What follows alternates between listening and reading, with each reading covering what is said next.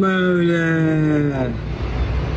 একটা বৎস কমেন্ট করিস, আমাকে জুতার বাড়ি দেন, ছিঁড়া জুতা দিয়ে। বৎস, তুমি আমার জুতার বাড়ি খাইতে চাইলে এক প্যাকেট আকিস বিড়ি নিয়ে আসো আমার আত্মা পীরের মাজারে, তোমাকে রহমতের জুতার বাড়ি দেওয়া হবে। ঠিক আছে? একটা জুতার বাড়ি খাইলে তুমি স্বর্গে চলে যাবে বৎস। হাক মাওলা।